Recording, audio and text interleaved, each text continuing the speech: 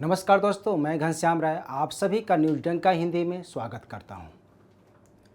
PM Modi ने 15 अगस्त पर लाल किले से जहां 2024 में एक बार फिर सरकार बनाने का दावा किया, तो भारत को 2047 में विकसित राष्ट्र बनाने का रोड मैप भी रखा।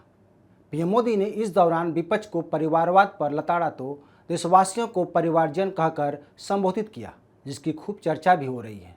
इसके राजनीतिक गलियारे में कई मायने निकाले जा रहे हैं। कई लोग सवाल भी उठा रहे हैं कि 2024 के लोकसभा चुनाव से पहले पीएम मोदी ने मित्रों और भाइयों बहनों की जगह परिवारजन कहकर क्यों संबोधित किया। सवाल यह उठ रहा है कि आखिर इसका आगामी लोकसभा चुनाव पर क्या प्रभाव पड़ेगा। क्या पीएम मोदी ने किसी रणनीति के तहत चुनाव से पहले देशवासियों को परिवारजन कहकर विपक्ष पर शाब्दिक स्ट्राइक की? तो दोस्तों, आज हम पीएम मोदी के भाषण को लेकर बातचीत करेंगे। अगर आप हमारे चैनल पर नए हैं तो आपसे रिक्वेस्ट है कि हमारे चैनल को सब्सक्राइब जरूर करें। गौरतलब है कि पीएम मोदी 2014 का लोकसभा चुनाव जीतने के बाद देश को मित्रों, भाइयों और बहनों और देशवासियों कहकर ही संबोधित करते थे। लेकिन इस स्वतंत्रता दिवस पर देशवासियों के लिए नया शब्द गढ़ा, जो आत्मीयता से भरा हुआ है। परिवारजन शब्द अपना सा लगता है। पीएम मोदी ने एक तरह से खुद को देश का गार्जियन बताया। पीएम मोदी देश की जनता को अपना परिवार मानते हैं। यह कहने की बात नहीं है, बल्कि पीएम मोदी देश के अभिभावक हैं। इसमें कोई दो राय नहीं हो सकती। बस पीएम मोदी ने इस बात को सार्वजनिक मंच से कहा, जो सभी देशवासियों को गहराई तक छुआ। पीएम मोदी की बातें, उनका निर्णय देश के लोगों पर असर डालता है। किसी न किसी तरह से जनता पर इसका प्रभाव देखने को मिलता है। हम ऐसा नहीं कह रहे हैं कि बाकी के पूर्व प्रधानमंत्री देश की जनता को अपना परिवार नहीं मानते थे। वे भी देश को अपना परिवार ही मानते थे, लेकिन उनको जाहिर नहीं किया। बहरहाल, सबका अपना अपना विचार और भाषण देने की कला है। हम इस मुद्दे में नहीं जाते कि कौन देश को क्या समझता था या समझता है। हम यह जानने की कोशिश करते हैं कि आगामी लोकसभा चुनाव पर इसका क्या इफेक्ट होगा। क्या जिस तरह से राहुल गांधी ने संसद में मणिपुर को लेकर भारत माता की हत्या और हिंदुस्तान की बांटने की बात कही, क्या पीएम मोदी का राहुल गांधी और विपक्ष को जवाब है?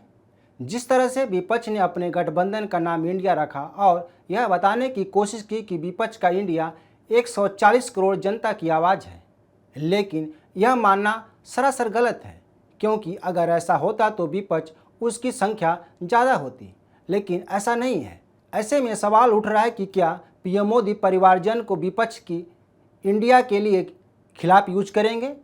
जाहिर तौर पर देखा जाए तो पीएम मोदी ने विपक्ष को इस सब से चारों खाने चित कर दिया है।